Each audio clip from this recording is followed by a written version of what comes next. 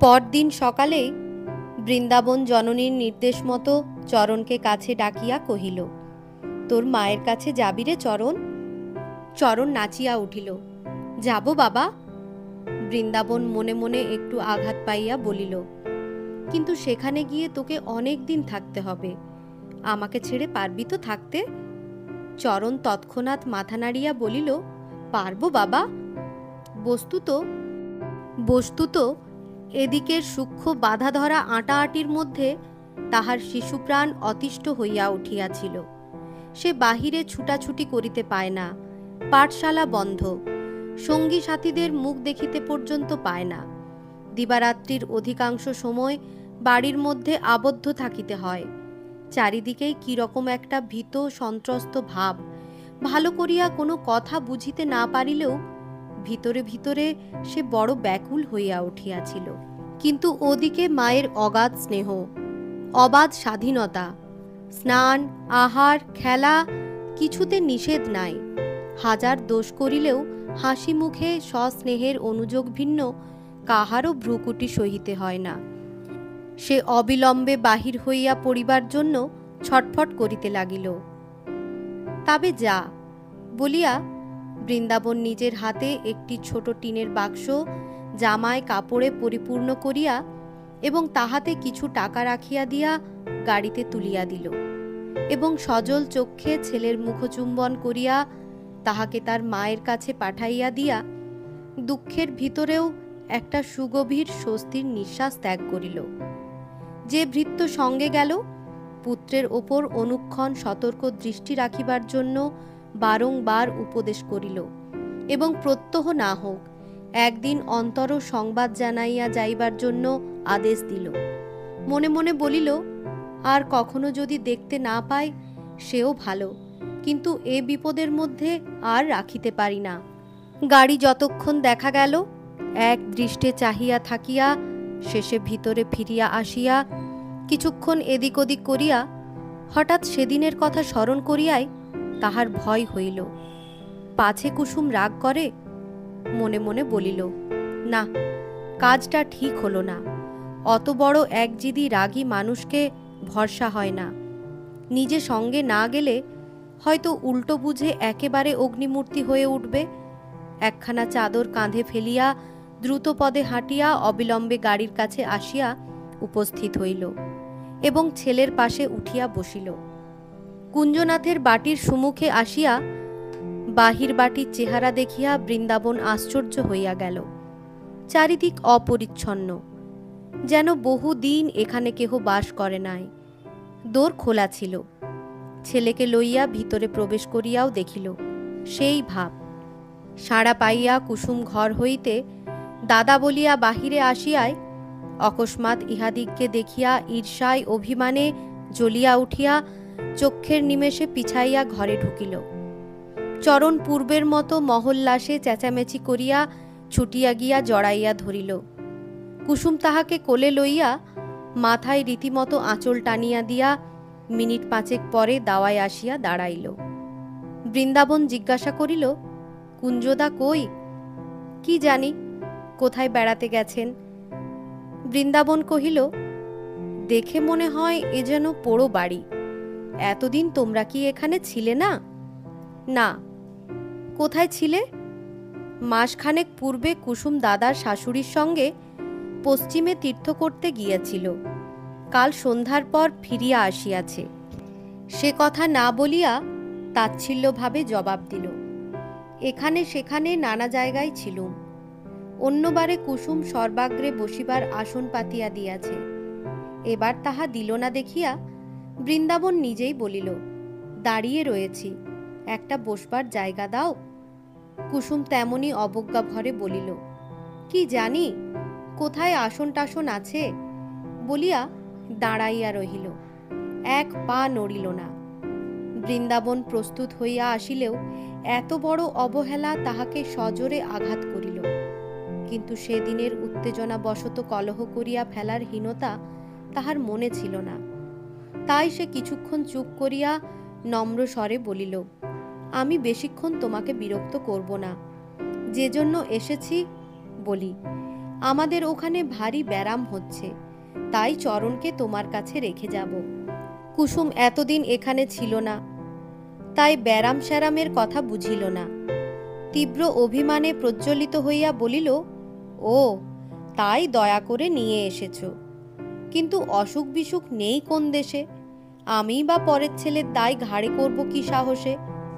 বৃন্দাবন শান্তভাবে কহিল, আমি যে সাহসে করি ঠিক সেই সাহসে। তাছাড়া তোমাকেই বোধ করি ও সবচেয়ে বেশি ভালোবাসে। কুসুম কি একটা বলিতে যাইতেছিল, চরণ হাত দিয়া তাহার মুখ নিজের মুখের কাছে আনিয়া বলিল, মা, বাবা বলেছে আমি তোমার কাছে থাকবো, নাইতে যাবে না মা? কুসুম প্রত্যুত্তরে বৃন্দাবনকে শুনাইয়া কহিল, আমার কাছে তোমার থেকে কাজ নেই চরণ, তোমার নতুন মা এলে তার কাছে থেকো। বৃন্দাবন অতিশয় ম্লান একটুখানি হাসিয়া কহিল, তাও শুনেছ? আচ্ছা বলছি তাহলে। মা একা আর পেরে ওঠেন না, তাই একবার ও কথা উঠেছিল, কিন্তু তখনই থেমে গেছে। থামল কেন? তার বিশেষ কারণ আছে, কিন্তু সে কথায় আর কাজ নেই। চরণ, আয় রে, আমরা যাই, বেলা বাড়ছে। চরণ অনুনয় করিয়া কহিল, বাবা, কাল যাব। বৃন্দাবন চুপ করিয়া রহিল। কুসুম কথা না কহিয়া চরণকে কোল হইতে নামাইয়া দিল। মিনিট দুই পরে বৃন্দাবন গম্ভীর স্বরে ডাক দিয়া বলিল, আর দেরি করিস নে রে, আয়, বলিয়া ধীরে ধীরে চলিয়া গেল।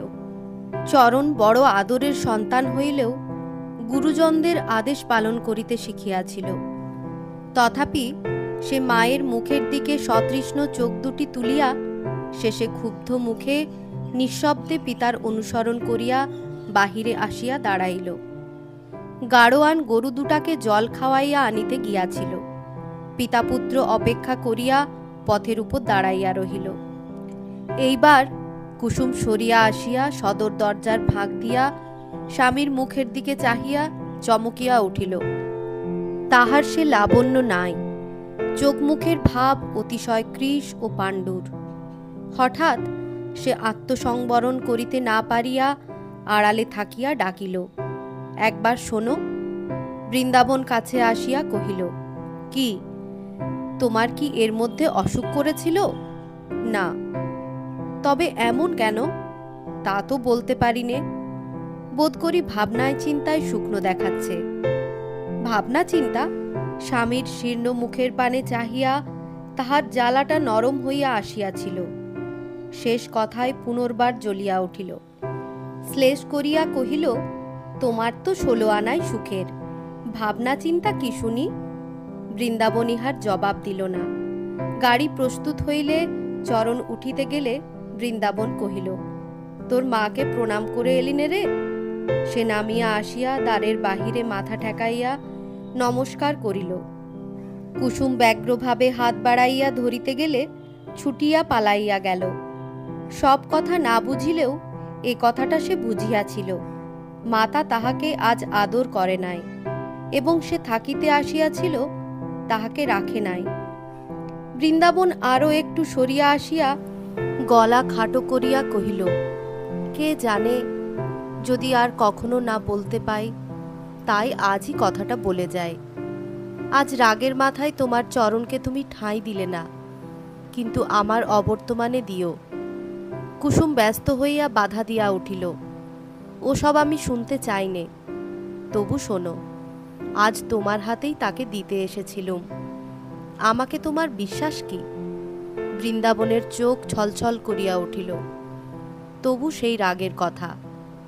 কুসুম, শুনি তুমি অনেক শিখেছ, কিন্তু মেয়ে মানুষ হয়ে ক্ষমা করতে শেখাই যে সবচেয়ে বড় শেখা, এটা কেন শেখনি? কিন্তু তুমি চরণের মা, এই আমার বিশ্বাস। ছেলেকে মা বাপের হাতে দিয়ে বিশ্বাস না হলে কার হাতে হয় বলো? কুসুম হঠাৎ এ কথার জবাব খুঁজিয়া পাইল না। গরু দুটা বাড়ি ফিরিবার জন্য অস্থির হইয়া উঠিয়াছিল। চরণ ডাকিল, বাবা, এসো না। কুসুম কিছু বলিবার পূর্বেই বৃন্দাবন যাই বলিয়া গাড়িতে গিয়া উঠিল। কুসুম সেইখানে বসিয়া পড়িয়া মহা অভিমান ভরে তাহার পরলোকগতা জননীকে উদ্দেশ্য করিয়া বলিয়া উঠিল, মা হইয়া এ কি অসহ্য শত্রুতা সন্তানের প্রতি সাধিয়া গিয়াছ মা?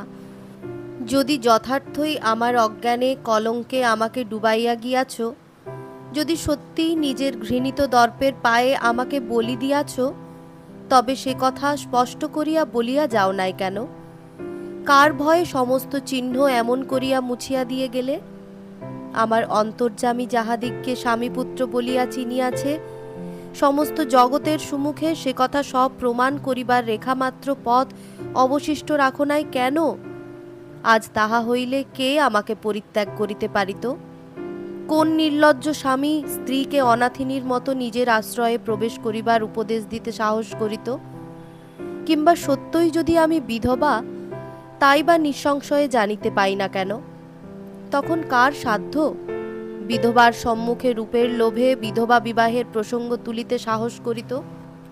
এক স্থানে একভাবে বসিয়া বহুক্ষণ কাঁদিয়া কুসুম আকাশের পানে চোখ তুলিয়া হাত জোড় করিয়া বলিল, ভগবান, আমার যা হোক একটা উপায় করে দাও।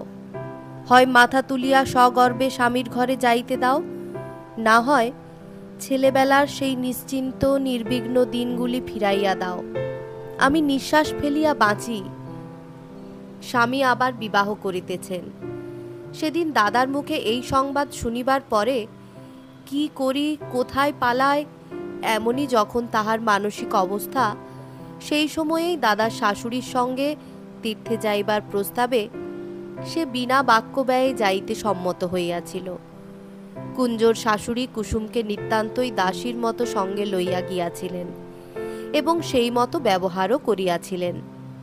কিন্তু এসব ছোটখাটো বিষয়ে মনোনিবেশ করিবার সামর্থ্য কুসুমের ছিল না। নলডাঙ্গায় ফিরিয়া যখন সে বাড়ি আসিতে চাইল এবং তিনি সাপের মতো গর্জন করিয়া বলিলেন, খ্যাপার মতো কথা বলো না বাছা, আমাদের বড়লোকদের শত্রুর পদে পদে। তুমি সমত্ত মেয়ে, সেখানে একলা পড়ে থাকলে আমরা সমাজে মুখ দেখাতে পারবো না যে। তখনও কুসুম প্রতিবাদ করে নাই। তিনি ক্ষণেক পরে কহিলেন, ইচ্ছে হয় দাদার সঙ্গে যাও, ঘরদোর দেখে দাদার সঙ্গেই ফিরে এসো। একলা তোমার কিছুতেই থাকা হবে না, তা বলে দিচ্ছি। কুসুম তাহাতেই রাজি হইয়া কাল সন্ধ্যায় ঘরদোর দেখিতে আসিয়াছিল। আজ চরণ প্রভৃতি চলিয়া যাইবার ঘণ্টা দুই পরে কুঞ্জনাথ জমিদারি চালে সারা গ্রামটা ঘুরিয়া ফিরিয়া আসিল। স্নানাহার করিয়া নিদ্রা দিল এবং বেলা পড়িলে বোনকে লইয়া শ্বশুরবাড়ি ফিরিবার আয়োজন করিল। কুসুম ঘর দোরে চাবি দিয়া নিঃশব্দে গাড়িতে গিয়া বসিল। সে জানিত দাদা ইহাদের প্রতি প্রসন্ন নয়, তাই সকালের কোনো কথা প্রকাশ করিল না। কুঞ্জর স্ত্রীর নাম ব্রজেশ্বরী। সে যেমন মুখরা তেমনই কলহপটু। বয়স এখনো 15 পূর্ণ হয় নাই, কিন্তু তাহার কথার বাঁধুনি ও বিষের জ্বলনে তাহার মাকেও হার মানিয়া চোখের জল ফেলিতে হইত। এই ব্রজেশ্বরী কুসুমকে কি জানি কেন চোখের দেখা মাত্রই ভালোবাসিয়া ফেলিয়াছিল। বলা বাহুল্য, মা তাহাতে খুশি হন নাই এবং মেয়ের চোখের আড়ালে টিপিয়া টিপিয়া তাহাকে যা তা বলিতে লাগিলেন। বাড়ির সম্মুখেই পুষ্করিণী। 3-4 দিন পরে একদিন সকালে সে কতকগুলো বাসন লইয়া ধুইয়া আনিতে যাইতেছিল। ব্রজেশ্বরী ঘর হইতে বাহির হইয়াই সুতীক্ষ্ণ কণ্ঠে প্রশ্ন করিল, হ্যাঁ ঠাকুরজি, মা তোমাকে ক টাকা মাইনে দেবে বলে এনেছে গা? মা অদূরে ভাঁড়ারের সম্মুখে বসিয়া কাজ করিতেছিলেন। মেয়ের তীব্র শ্লেষাত্মক প্রশ্ন শুনিয়া বিস্ময়ে ক্রোধে গর্জিয়া উঠিলেন, এ তোর কি রকম কথার ছিরিলা?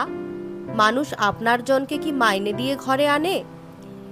মেয়ে উত্তর দিল, আপনার জন আমার, তোমার এ কে যে দুঃখী মানুষকে দিয়ে দাসীবৃত্তি করিয়ে নেবে, মাইনে দেবে না? প্রত্যুত্তরে মা দ্রুত পদে কাছে আসিয়া কুসুমের হাত হইতে বাসনগুলো এক টানে ছিনাইয়া লইয়া নিজেই পুকুরে চলিয়া গেলেন। কুসুম হতবুদ্ধির ন্যায় দাঁড়াইয়া রহিল। ব্রজেশ্বরী তাহার মুখের দিকে চাহিয়া মুখ টিপিয়া হাসিয়া, তা যাক, বলিয়াই ঘরে চলিয়া গেল। ইহার পর 2-3 দিন তিনি কুসুমকে লক্ষ্য করিয়া বেশ রাগ ঝাল করিলেন, কিন্তু অকস্মাৎ একদিন তাহার ব্যবহারের পরিবর্তন দেখিয়া ব্রজেশ্বরী আশ্চর্য হইল। কাল রাত্রে শরীর ভালো নাই বলিয়া কুসুম খায় নাই। আজ সকালেই গৃহিণী স্নানাহান্নিক করিয়া খাইয়া লইবার জন্য তাহাকে পীড়াপিড়ি করিতে লাগিলেন। ব্রজেশ্বরী কাছে আসিয়া চুপি চুপি কহিল, মা ভোল ফেরালেন কেন, তাই ভাবছি ঠাকুরজি।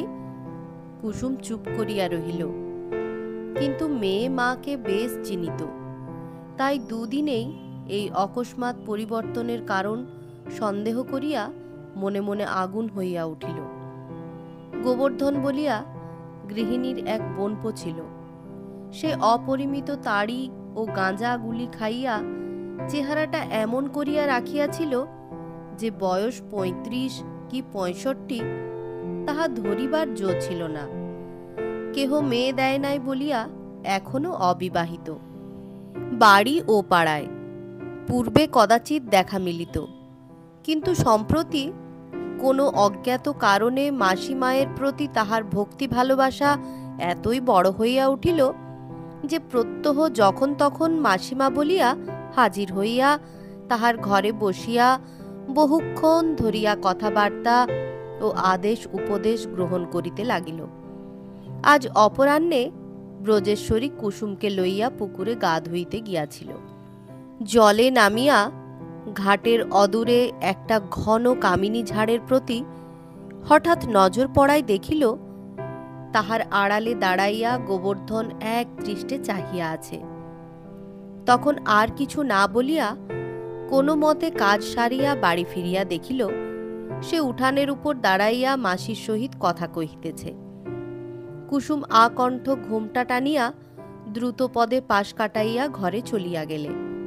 ব্রজেশ্বরী কাছে আসিয়া প্রশ্ন করিল, আচ্ছা গোবর্ধন দাদা, আগে কোনো কালে তোমাকে তো দেখতে পেতাম না, আজকাল হঠাৎ এমন সদয় হয়ে উঠেছ কেন বলো তো?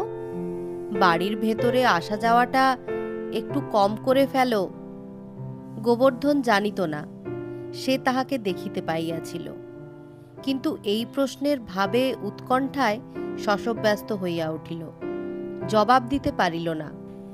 কিন্তু মা অগ্নিমূর্তি হইয়া চোখ রাঙা করিয়া চেঁচাইয়া উঠিলেন, আগে ওর ইচ্ছে হয়নি তাই আসেনি, এখন ইচ্ছে হয়েছে আসছে, তোর কি? মেয়ে রাগ করিল না, স্বাভাবিক কণ্ঠে বলিল, এই ইচ্ছেটাই আমি পছন্দ করিনে। আমার নিজের জন্যও তত বলিনে মা, কিন্তু আমার ননদ রয়েছে, পরের মেয়ে, তা তো মনে রাখতে হবে। মা সপ্তমে চড়িয়া উত্তর করিলেন, পরের মেয়ের জন্য কি আমার আপনার বোনপো ভাইপোরা পর হয়ে যাবে, না বাড়ি ঢুকবে না? তাছাড়া এই পরের মেয়েটি কি পর্দার বিবি, না কারোর সামনে বার হন না? ওলো ও যেমন করে বার হতে জানে তা দেখলে আমাদের বুড়ো মাগিদের পর্যন্ত লজ্জা হয়। ব্রজেশ্বরী বুঝিল মা কি ইঙ্গিত করিয়াছেন, তাই সে থামিয়া গেল। তাহার মনে পড়িল এই কুসুমেরই কত কথা, কত ভাবে, কত ছাঁদে সে দুদিন আগে মায়ের সহিত আলোচনা করিয়াছে, কিন্তু তখন আলাদা কথা ছিল, এখন সম্পূর্ণ আলাদা কথা দাঁড়াইয়াছে। তখন কুসুমকে সে ভালোবাসে নাই, এখন বাসিয়াছে, এবং এ ধরনের ভালোবাসা ভগবানের আশীর্বাদ ব্যতীত দেওয়াও যায় না, পাওয়াও যায় না। ব্রজেশ্বরী যাইবার জন্য উদ্যত হইয়া গোবর্ধনের মুখের পানে তীব্র দৃষ্টিপাত করিয়া কহিল, গোবর্ধন দাদা, ভারী লজ্জার কথা ভাই, মুখ ফুটে বলতে পারলুম না, কিন্তু আমি দেখেছি। দাদার মতো আসতে পারো তো এসো, না হলে তোমার অদৃষ্টে দুঃখ আছে, সে দুঃখ মাও ঠেকাতে পারবে না, তা আমি বলে দিচ্ছি, বলিয়া নিজের ঘরে চলিয়া গেল। মা কহিলেন, কি হয়েছে রে গোবর্ধন? গোবর্ধন মুখ রাঙা করিয়া বলিল, তোমার দিব্যি মাসি, আমি জানি নে কোন শালা ঝোপের ভিতর, মায়েরই বলছি, একটা দাঁতন ভাঙতে জিজ্ঞেস করবে চলো ময়রাদের দোকানে, আসুক, ও আমার সঙ্গে ও পাড়ায় ভজিয়ে দিচ্ছি, ইত্যাদি বলিতে বলিতে গোবর্ধন সরিয়া পড়িল। ব্রজেশ্বরী কাপড় ছাড়িয়া কুসুমের ঘরে গিয়া দেখিল, তখনও সে ভিজা কাপড়ে স্তব্ধ হইয়া জানালা ধরিয়া দাঁড়াইয়া বাহির দিকে চাহিয়া আছে। পদশব্দে মুখ ফিরাইয়া রুদ্ধ কণ্ঠে বলিয়া উঠিল, কেন বউ, আমার কথায় তুমি কথা কইতে গেলে? আমাকে কি তুমি এখানেও টিকতে দেবে না?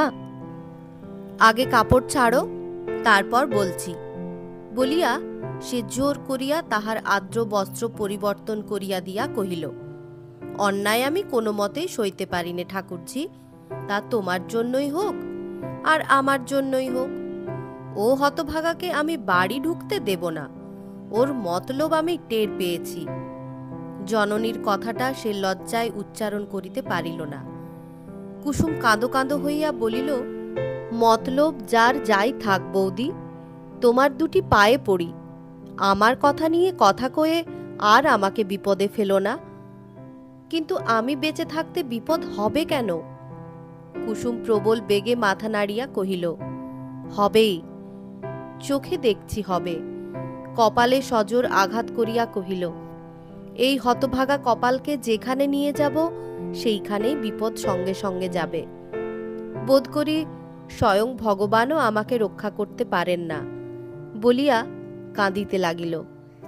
ব্রজেশ্বরী সস্নেহে তাহার চোখ মুছাইয়া দিয়া ক্ষণকাল চুপ করিয়া থাকিয়া আস্তে আস্তে বলিল, বোধ করি নিতান্ত মিথ্যে বলনি, রাগ করো না ভাই, কিন্তু শুধু কপালের দোষ দিলে হবে কেন? তোমার নিজেরও দোষ কম নয় ঠাকুরজি। কুসুম তাহার মুখের পানে চাহিয়া জিজ্ঞাসা করিল, আমার নিজের দোষ কি? আমার ছেলেবেলার ঘটনা সব শুনেছ তো? শুনেছি, কিন্তু সে আগাগোড়া মিথ্যে। সমস্ত জেনে শুনে এ স্ত্রী মানুষ তুমি সিঁদুর পরো না, নোয়া হাতে রাখো না, স্বামীর ঘর করো না, এ কপালের দোষ না তোমার নিজের দোষ ভাই? তখন না হয় জ্ঞান বুদ্ধি ছিল না, এখন হয়েছে তো? তুমি বলো, কোন সধবা কবে বিধবা বেশে থাকে? সমস্তই জানি বউ, কিন্তু আমি সিঁদুর নোয়া পরে থাকলেই তো লোকে শুনবে না কে আমার স্বামী, কে তার সাক্ষী, তিনিই বা আমাকে শুধু শুধু ঘরে নেবেন কেন? ব্রজেশ্বরী বিস্ময়ে অবাক হইয়া গিয়া বলিল, সে কি কথা ঠাকুরজি, এর চেয়ে বেশি প্রমাণ কবে কোন জিনিসের হয়ে থাকে? তুমি কি কিছুই শোনোনি? ওই কথা নিয়ে কি কাণ্ড নন্দ জ্যাঠার সঙ্গে এই বাড়িতেই হয়ে গেল? একটুখানি চুপ করিয়া পরক্ষণেই বলিয়া উঠিল, কেন, তোমার দাদা তো সমস্ত জানেন, তিনি বলেননি? আমি মনে করেছি তুমি সমস্ত জেনে শুনেই এখানে এসেছ, তাই পাছে রাগ করো, মনে দুঃখ পাও, সেই জন্যে কোনো কথা বলিনি, চুপ করেই আছি। বরং তুমি এসেছ বলে প্রথম দিন তোমার ওপর আমার রাগ পর্যন্ত হয়েছিল। কুসুম উদ্বেগে অধীর হইয়া উঠিল, বলিল, আমি কিছু শুনিনি বউ, কি হয়েছিল বল? ব্রজেশ্বরী নিঃশ্বাস ফেলিয়া বলিল, বেশ, যেমন ভাই তেমনই বোন। ঠাকুর জামাইয়ের সঙ্গে নন্দ জ্যাঠার মেয়ের যখন সম্বন্ধ হয় তখন তোমরা পশ্চিমে ছিলে, তখন তোমার দাদাই অত হাঙ্গামা বাঁধালে, আর শেষে সেই চুপ করে আছে। আমার শাশুড়ির কথা, তোমাদের কথা, ওদের কথা সমস্তই ওঠে, তখন নন্দ জ্যাঠা অস্বীকার করেন, পাছে তার মেয়ের সম্বন্ধ ভেঙে যায়। তারপরে ঠাকুর বাড়ির বড় বাবাজিকে ডেকে আনা হয়, তিনি মীমাংসা করে দেন সমস্ত মিথ্যে। কারণ একে তো তাকে না জানিয়ে, তার অনুমতি না নিয়ে আমাদের সমাজে এ সকল কাজ হতেই পারে না। তাছাড়া তিনি নন্দ জ্যাঠাকে হুকুম দেন যে এ কাজ করিয়েছিল তাকে হাজির করিয়ে দিতে। তখনই তাকে স্বীকার করতে হয় কণ্ঠী বদলের কথা হয়েছিল মাত্র, কিন্তু হয়নি। কুসুম আশঙ্কায় নিঃশ্বাস রোধ করিয়া বলিয়া উঠিল, হয়নি বউ, আমি মনে মনে জানতুম, কিন্তু আমার কথাই বা এত উঠল কেন? ব্রজেশ্বরী হাসিয়া বলিল, তোমার দাদার একটুখানি বায়ের ছিট আছে কিনা তাই। অপর কেউ হয়তো চক্ষু লজ্জাতেও এত গন্ডগোল করতে চাইতো না, কিন্তু ওর তো সে বেলায় নেই, তাই চতুর্দিকে তোলপাড় করতে লাগলেন। আমার বোনের যখন কোনো দোষ নেই, মা যখন সত্যিই তার কণ্ঠী বদল দেননি, তখন কেন ঠাকুর জামাই তাকে নিয়ে ঘর করবে না? কেন আবার বিয়ে করবে? আর কেনই বা নন্দ জ্যাঠা তাকে মেয়ে দেবে? কুসুম লজ্জায় কণ্টকিত হইয়া বলিল, ছি ছি। তারপরে? ব্রজেশ্বরী কহিল, তারপরে আর বেশি কিছু নেই। আমার শাশুড়ি ঠাকরুন আর নন্দ জ্যাঠাইমা এক গাঁয়ের মেয়ে। রাগে দুঃখে লজ্জায় অভিমানে তোমাকে নিয়ে এইখানেই আসেন। তার ছেলের সঙ্গেই কথা হয়, কিন্তু হতে পায়নি। আচ্ছা ঠাকুরজি, ঠাকুর জামাই নিজেও তো সব শুনে গেছেন, তিনিও কি কোনো ছলে জানাননি? আগে শুনেছিলুম তোমার জন্যে তিনি নাকি। কুসুম মুখ ফিরাইয়া লইয়া বলিল, বউ, সেদিন হয়তো তিনি তাই বলতেই এসেছিল। হাঁ, আমরা যেদিন এখানে আসি সেদিন সকালে। তারপরে আমার দুর্ব্যবহারে না বলেই ফিরে যান। ব্রজেশ্বরী মুখ টিপিয়া হাসিয়া কহিল, কি করেছিলে? কুঞ্জে ঢুকতে দাওনি না কথা কওনি? কুসুম জবাব দিল না। একটা দীর্ঘ নিঃশ্বাস ফেলিয়া ঘাড় হেঁট করিয়া বসিয়া রহিল। ব্রজেশ্বরীও আর কোনো প্রশ্ন করিল না। সন্ধ্যার আঁধার ঘনাইয়া আসিতেছিল। চারিদিকে শাঁখের শব্দে সে চকিত হইয়া উঠিয়া দাঁড়াইয়া কহিল, তুমি একটু বসো ভাই, আমি সন্ধ্যা দিয়ে একটা প্রদীপ জেলে আনি, বলিয়া চলিয়া গেল। কিছুক্ষণ পরে ফিরিয়া আসিয়া দেখিল কুসুম সেইখানে উপুর হইয়া পড়িয়া গুমরিয়া গুমরিয়া কাঁদিতেছে।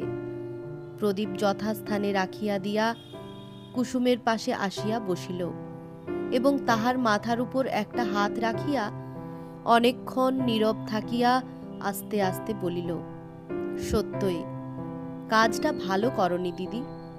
অবশ্য কি করেছিলে তা আমি জানি নে, কিন্তু মনে যখন জানো তিনি কে আর তুমি কে, তখন তার অনুমতি ভিন্ন তোমার কোথাও যাওয়া উচিত হয়নি।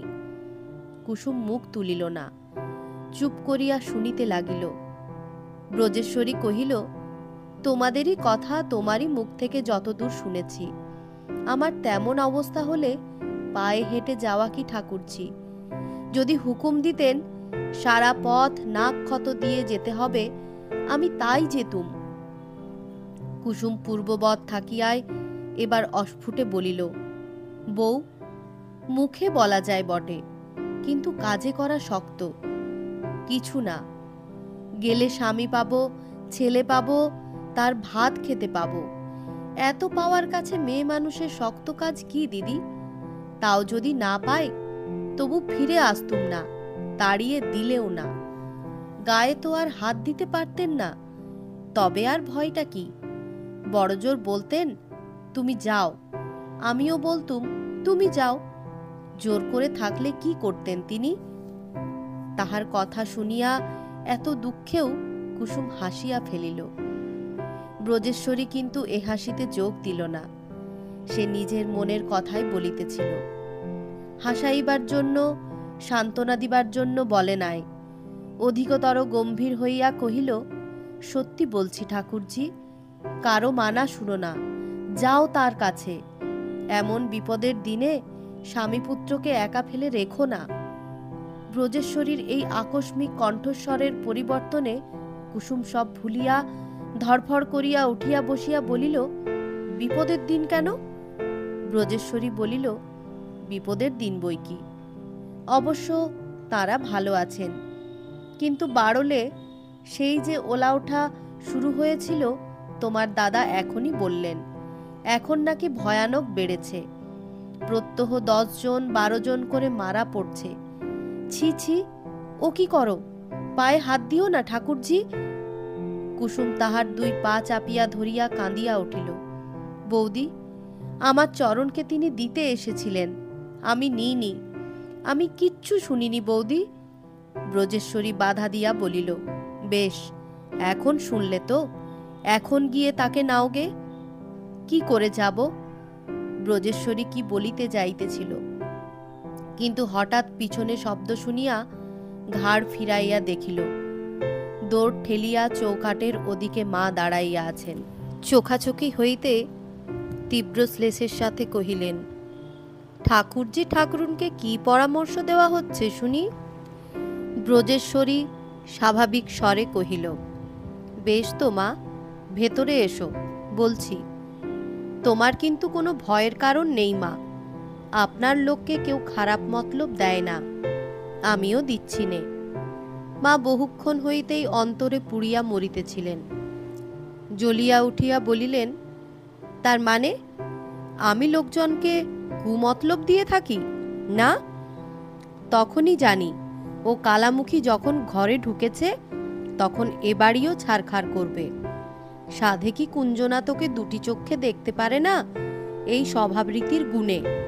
মেয়েও তেমনি শক্ত কি একটা জবাব দিতে যাইতেছিল, কিন্তু কুসুমের হাতের চিমটি খাইয়া থামিয়া বলিল, সেই জন্যেই কালামুখীকে বলছিলুম, যা শ্বশুর ঘর করগে, যা থাকিস নে এখানে। শ্বশুরবাড়ির নামে মা তাম্বুল রঞ্জিত অধর প্রসারিত ও তিলক সেবিত নাসিকা কুঞ্চিত করিয়া বলিলেন, বলি কোন শ্বশুর ঘরে ঠাকুরজিকে পাঠিয়ে দিচ্ছিস লো? নন্দবোষ্ট? এবার ব্রজেশ্বরী ধমক দিয়া উঠিল, সমস্ত জেনে ন্যাকা সেজে খামোখা মানুষকে অপমান করো না। শ্বশুর ঘর মেয়ে মানুষের 10-20টা থাকে না যে আজ নন্দবোষ্টমের নাম করবে, কাল তোমার গোবর্ধনের বাপের নাম করবে, আর তাই চুপ করে শুনতে হবে? মেয়ের নিষ্ঠুর স্পষ্ট ইঙ্গিতে মা বারুদের মতো ফাটিয়া পড়িয়া চিৎকার করিয়া উঠিলেন, হতভাগী মেয়ে হয়ে তুই মায়ের নামে এত বড় অপবাদ দিস? মেয়ে বলিল, অপবাদ হলেও বাঁচতুম মা, এ যে সত্যি কথা। মায়েরই বলছি মা, তোমাদের মতো 2-1টি বৈষ্ণব মেয়েদের গুণে আমার বরং হাঁড়িমুচি বলে পরিচয় দিতে ইচ্ছে করে, কিন্তু বৈষ্ণব বলতে মাথা কাটা যায়। থাক, চেঁচামেচি করো না। যদি অপবাদ দিয়েছি বলেই তোমার দুঃখ হয়ে থাকে, ঠাকুরজিকে বারলে পাঠিয়ে তারপরে তোমার যা মুখে আসে তাই বলে আমাকে গাল দিও। তোমার দিব্যি করে বলছি মা, কথাটি কব না। মেয়ের সুতীক্ষ্ণ স্বরের মুখে মা বুঝিলেন, যুদ্ধ এভাবে আর অধিক দূর অগ্রসর হইলে তাহারই পরাজয় হইবে। কণ্ঠস্বর নরম করিয়া বলিলেন, সেখানে পাঠিয়ে দিলেই বা তারা ঘরে নেবে কেন? তোর চেয়ে আমি ঢের বেশি জানি ব্রজেশ্বরী, আর তারা ওর কেউ নয়। বৃন্দাবনের সঙ্গে কুসুমের কোনো সম্পর্ক নেই। মিথ্যে আশা দিয়ে ওকে তুই নাচিয়ে বেড়াস নে। বলিয়া তিনি প্রত্যুত্তর না শুনিয়া হন হন করিয়া চলিয়া গেলেন। কুসুম শুষ্ক পাণ্ডুর মুখখানি উঁচু করিতেই ব্রজেশ্বরী জোর দিয়া বলিয়া উঠিল, মিথ্যে কথা বোন, মিথ্যে কথা। মা জেনে শুনে ইচ্ছে করে মিথ্যে কথা বলে গেলেন। আমি মেয়ে হয়ে তোমার কাছে স্বীকার করছি। আচ্ছা, এখনই আসছি আমি। বলিয়া কি ভাবিয়া ব্রজেশ্বরী দ্রুত পদে ঘর ছাড়িয়া চলিয়া গেল। অবস্থা ভালো হইলে যে বুদ্ধিও ভালো হয়, কুঞ্জনাথ তাহা সপ্রমাণ করিল। পত্নী ও ভগিনীর সংযুক্ত অনুরোধ ও আবেদন তাহাকে কর্তব্য বিচলিত করিল না। সে মাথা নাড়িয়া বলিল, সে হতে পারে না। মা না বললে আমি চরণকে এখানে আনতে পারিনে। ব্রজেশ্বরী কহিল, অন্তত একবার গিয়ে দেখে এসো তারা কেমন আছেন। কুঞ্জনাথ চোখ কপালে তুলিয়া বলিল, বাপ রে, 10-20টা রোজ মরছে সেখানে। তবে কোনো লোক পাঠিয়ে দাও, খবর আনুক। তা হতে পারে বটে। বলিয়া কুঞ্জ লোকের সন্ধানে বাহিরে চলিয়া গেল। পরদিন সকালে কুসুম স্নান করিয়া রন্ধনশালায় প্রবেশ করিতে যাইতেছিল। দাসী উঠান ঝাড় দিতে দিতে বলিল, মা বারণ করলেন দিদি ঠাকরুন, আজ আর রান্নাঘরে ঢুকো না। কথাটা শুনিয়াই তাহার বুকের ভিতরটা কাঁপিয়া উঠিল। সেইখানেই থমকিয়া দাঁড়াইয়া সভয়ে বলিল, কেন? সে তো জানি নে দিদি বলিয়া সে নিজের কাজে মন দিল। ফিরিয়া আসিয়া কুসুম অনেকক্ষণ নিজের ঘরে বসিয়া রহিল। অন্যদিন এই সময়টুকুর মধ্যে কতবার ব্রজেশ্বরী আসে যায়, কিন্তু আজ তাহার দেখা নাই। বাহির হইয়া একবার খুঁজিয়াও আসিল, কিন্তু তাহার সাক্ষাৎ মিলিল না। সে মায়ের ঘরে লুকাইয়া বসিয়াছিল, কারণ এ ঘরে কুসুম আসে না, তাহা সে জানিত।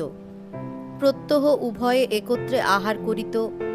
আজ সে সময়ও যখন উত্তীর্ণ হইয়া গেল, তখন উদ্বেগ, আশঙ্কা, সংশয় আর সহ্য করিতে না পারিয়া সে আর একবার ব্রজেশ্বরীর সন্ধানে বাহিরে আসিতেছিল। মা সুমুখে আসিয়া বলিলেন, আর দেরি করে কি হবে বাছা, যাও একটা ডুব দিয়ে এসো। এবেলার মতো যা হোক মুখে দাও, তোমার দাদা ঠাকুর বাড়িতে মত জানতে গেছে। কুসুম মুখ তুলিয়া জিজ্ঞাসা করিতে গেল, কিন্তু মুখের মধ্যে জিহ্বা কাঠের মতো শক্ত হইয়া রহিল। তখন মা নিজেই একটু করুণ সুরে বলিলেন, বেটার বউ যখন, তখন বেটার মতোই অসহ্য মানতে হবে। যাই হোক, মাগি দোষে গুণে ভালো মানুষই ছিল। সেদিন আমার ব্রজেশ্বরীর সম্বন্ধ করতে এসে কত কথা। আজ 6 দিন হয়ে গেল বৃন্দাবনের মা মরেছে, তা সে যা হবার হয়েছে। এখন মহাপ্রভু ছেলেটিকে বাঁচিয়ে দিন। কি নাম বাছা তার? চরণ না? আহা, রাজপুত্তুর ছেলে। আজ সকালে তারও দুবার ভেদবমি হয়ে গেছে। কুসুম মুখ তুলিল না, কথা কহিল না, ধীরে ধীরে নিজের ঘরে গিয়া ঢুকিল। বেলা প্রায় 3টা বাজে। ব্রজেশ্বরী এ ঘর ও ঘর খুঁজিয়া কোথাও কুসুমের সন্ধান না পাইয়া দাসীকে জিজ্ঞাসা করিল, ঠাকুরজিকে তোরা কেউ দেখেছিস রে? না দিদি, সেই সকালে দেখেছিলুম। পত্নীর কান্নার শব্দে কুঞ্জনাথ কাঁচা ঘুম ভাঙিয়া উঠিয়া বসিয়া বলিল, সে কি কথা, কোথায় গেল তবে সে? ব্রজেশ্বরী কাঁদিতে কাঁদিতে বলিল, জানি নে, আমি ঘরদোর, পুকুর, বাগান সমস্ত খুঁজেছি, কোথাও দেখতে পাচ্ছি নে। চোখের জল ও পুকুরের উল্লেখে কুঞ্জ কাঁদিয়া উঠিল। তবে সে আর নেই। মার গঞ্জনা সইতে না পেরে নিশ্চয়ই সে ডুবে মরেছে বলিয়া ছুটিয়া বাইরে যাইতেছিল।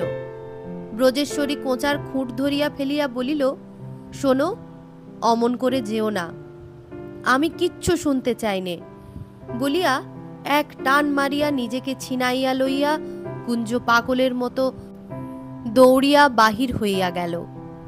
মিনিট 10 পরে মেয়ে মানুষের মতো উচ্চ স্বরে কাঁদিতে কাঁদিতে ফিরিয়া আসিয়া উঠানে দাঁড়াইয়া চেঁচাইয়া উঠিল, মা আমার বোনকে মেরে ফেলেছে, আর আমি থাকবো না, আর এবাড়ি ঢুকবো না। ওরে কুসুম রে! তাহার শাশুড়ি কিছুই জানিতেন না। চিৎকারের শব্দে বাহিরে আসিয়া হতবুদ্ধি হইয়া গেলেন। তাহাকে দেখিতে পাইয়া কুঞ্জ সেইখানে উপুর হইয়া পড়িয়া সজোরে মাথা খুঁড়িতে লাগিল, ওই রাক্ষসী আমার ছোট বোনটিকে খেয়েছে। ওরে কেন মরতে আমি এখানে এসেছিলুম রে?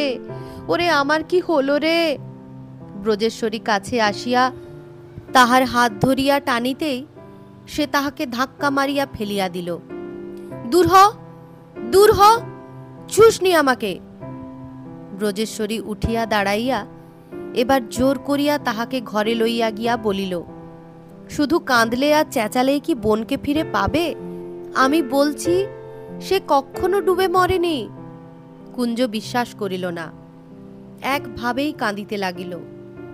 এই বোনকে সে অনেক দুঃখ কষ্টে মানুষ করিয়াছে এবং যথার্থই তাহাকে প্রাণতুল্য ভালোবাসিত। পূর্বে অনেকবার কুসুম রাগ করিয়া জলে ডোবার ভয় দেখাইয়াছে। এখন তাহার সমস্ত বুক ভরিয়া কোথাকার খানিকটা জল এবং তাহার অভিমানিনী ছোট বোনটির মৃতদেহ ভাসিয়া বেড়াইতে লাগিল। ব্রজেশ্বরী সস্নেহে স্বামীর চোখ মুছাইয়া দিয়া কহিল, তুমি স্থির হও, আমি নিশ্চয় বলছি সে মরেনি।